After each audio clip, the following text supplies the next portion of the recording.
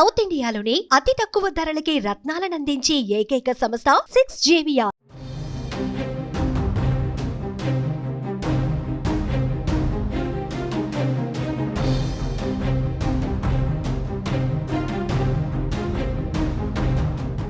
Betting apps కేసులో ED విచారణ ముమ్మరం చేస్తుంది. ఈ కేసులో సినీ నటుడు ప్రకాష్ రాజ్ హైదరాబాద్ బషీర్బాగ్ లోని ఈడీ కార్యాలయంలో విచారణకు హాజరయ్యారు.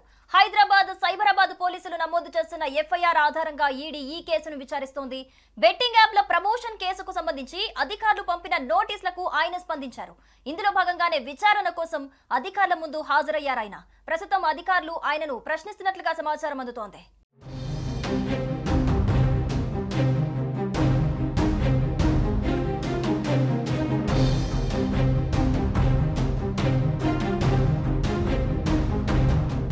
పది రోజుల క్రితం ప్రకాష్ రాజ్ కి నోటీసులు ఇచ్చింది ఈడీ. ఈడీ నోటీసులు ఇచ్చిన నేపథ్యంలో సీనియర్ నటుడు ప్రకాష్ రాజ్ ఈడీ ఎదుట హాజరయ్యాడు. జుమ్మి రమ్మి అనే బెట్టింగ్ యాప్ కి ప్రమోషన్ చేశారు Prakash Raj. Betting app promotion కు 3 నెలల ముందు, అలాగే ప్రమోట్ చేసిన తర్వాత 6 నెలల వరకు బ్యాంక్ స్టేట్మెంట్లను తన వెంట తీసుకొని వెళ్లారు ప్రకాష్ రాజ్.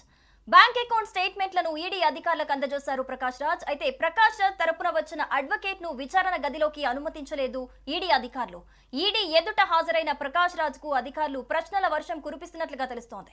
బెట్టింగ్ యాప్ ను ప్రమోట్ చేసేందుకు ఎంత తీసుకున్నారు, సమాజానికి హాని కలిగించే అటువంటి యాప్స్ పట్ల దూరంగా ఉండాలని సూచించకుండా ప్రమోట్ చేశారంటే అందుకు ప్రతిఫలంగా భారీగానే ఇచ్చుంటారు వంటి విషయాలను ఆరా తీస్తున్నారు ఈడీ అధికారులు.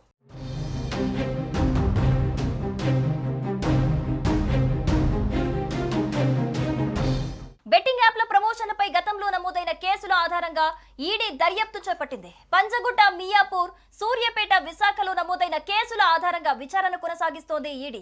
మొత్తం 29 మంది సినీ నటులు, యూట్యూబర్లు, ఇన్ఫ్లుయెన్సర్లపై ఎన్ఫోర్స్మెంట్ కేసు ఇన్ఫర్మేషన్ రిపోర్టు నమోదు చేసిన సంగతి తెలిసిందే.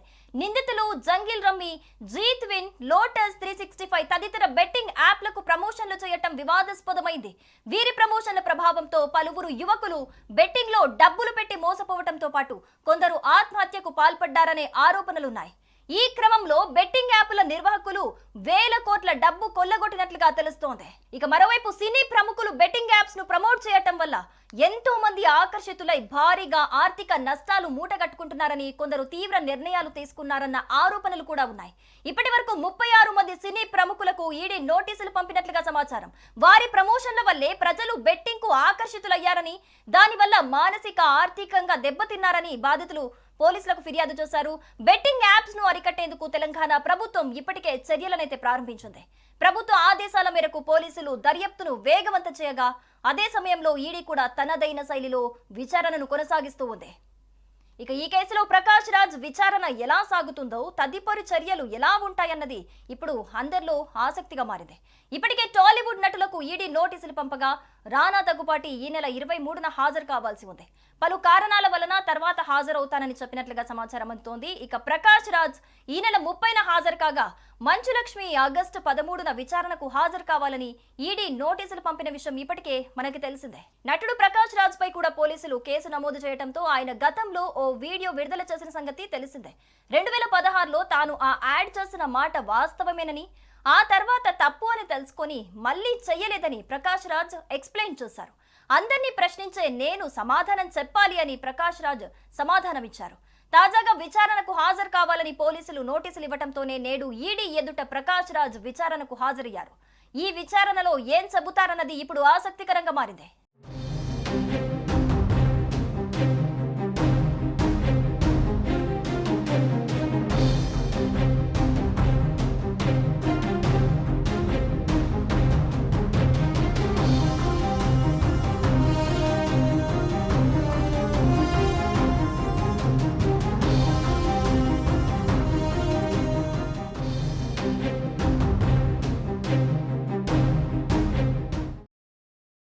సుమన్ టీవీలో మీ పర్సనల్ అండ్ బిజినెస్ ప్రమోషన్స్ కోసం కింది నెంబర్కి కాంటాక్ట్ చేయండి. డ్రగ్స్, గంజాయి లాంటి చెడు వ్యసనాలకు దూరంగా ఉండండి. తాత్కాలిక ఆనందం కోసం జీవితాలని నాశనం చేసుకోవద్దు. డ్రగ్స్ విక్రయాలు, దందాలు నిర్వహిస్తే 1800599699 టోల్ ఫ్రీ నంబర్ కి కాల్ చేయండి. డ్రగ్స్, గంజాయిని నిర్మూలిద్దాం, భవిష్యత్తును కాపాడదాం.